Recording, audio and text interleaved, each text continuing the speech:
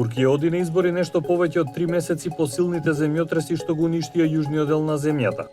Вака изгледа гласачкото ливче за гласачите погодени од земјотресот. Во 11 погодени региони има 9 милиони гласачи кои ќе изберат 96 од 600 членови на парламентот. Гласачите ги регистрираа своите адреси преку управите за матични книги или пунктовите за матична регистрација или преку системот за е-влада. Пријавите беа разгледани од Врховниот изборен совет кој го надгледува изборниот процес. Ова се однесува на гласачите кои живеат во студентски домови, хотели, шатори, монтажни и привремени објекти. Државјаните ќе гласаат во областа каде се регистрирани, а не во областа во која беа кога се случија земјотресите. Поради евентуалната штета од земјотрес, гласачките центри може да се преместат на други локации во изборната област, но не и во друга провинција. Ако некоја од оштетените локации се училишта кои вообичаено се користат како гласачки центри, ќе се постават контејнери во училишниот двор.